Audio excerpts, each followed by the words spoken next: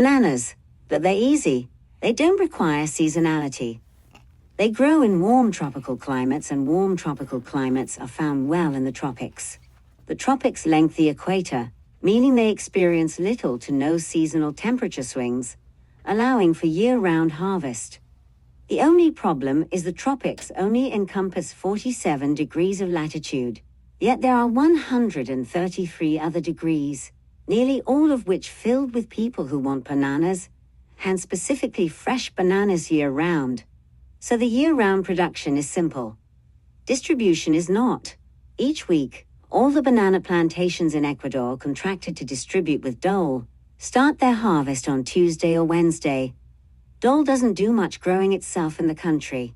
Most of it is done by thousands of small to mid-size independent plantations. Teams of 2, Ben and arrows, head out into the fields and find fully grown bunches. One cuts the stem with a machete, the other grabs it and places it onto their shoulder. They carry it to a nearby cableway system that stretches all throughout the plantation. Then insert foam padding between the banana hands for protection from bruising during transport. Next, a mule pulls the train of bunches down the cableway to the central packing plant there.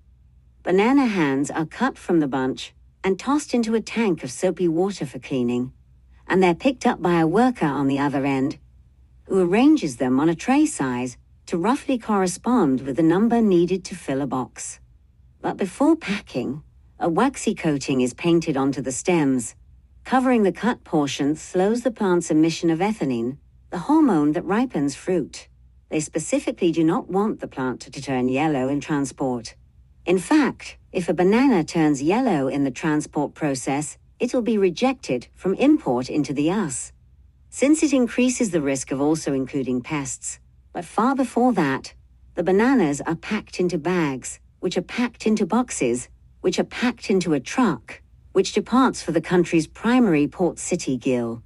On Wednesdays and Thursdays and Fridays, Hill streets are clogged with hundreds upon hundreds of trucks laden with Dole-branded refrigerated containers, all destined for their dedicated facility at the city's southwest corner called Banana Poo.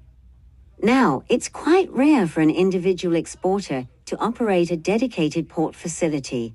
More often they just contract with a major multinational container shipping company like Mako CMA and insert their cargo into their supply chain.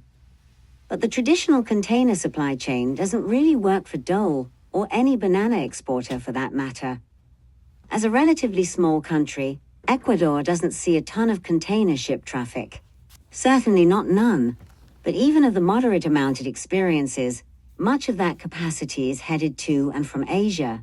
Rather, few of the ships that call it Gil are on routes to North America, meaning Dole would struggle to find frequent container capacity on this rather niche routing.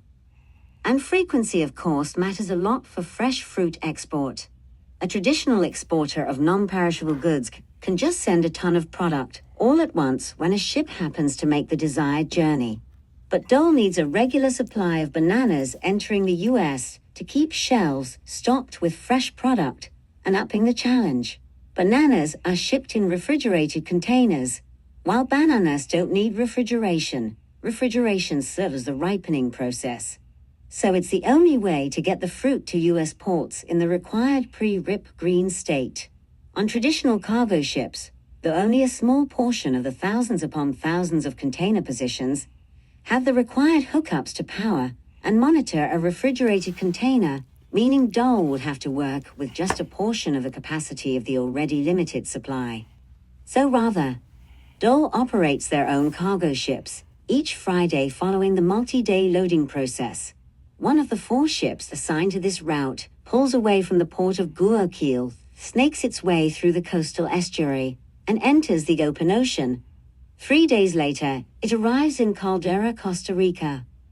Dole also sources plenty of bananas and pineapples from the country, but there's a hurdle the vast majority of Costa Rica's container cargo goes to, and from its east coast via the port of Lemont. The country's largest Pacific port is that of Caldera, but this facility is comparatively tiny. It's not even equipped with traditional container cranes, making loading large volumes of cargo wildly inefficient. This undergirds a further justification for Dole's ship ownership.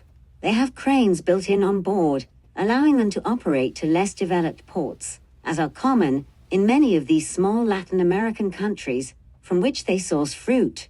Following this stop, Dole's weekly Pacific route continues to Puerto Quetzal in Guatemala before arriving at its final destination of the port of San Diego on Sunday, 9 days after departure, and no more than 12 following harvest. San Diego is not a busy container port. The vast majority of inbound West Coast container traffic docks in Los Angeles and Long Beach. But operating to San Diego allows the company to again lease their own dedicated port facility at a relatively low cost, enabling high reliability of delivery each Sunday with low risk of port congestion. From there, the process is more conventional. The vessel begins unloading its 45 million or so pieces of fruit, and following a customs and USDA inspection, long-haul trucks come in to fetch the containers.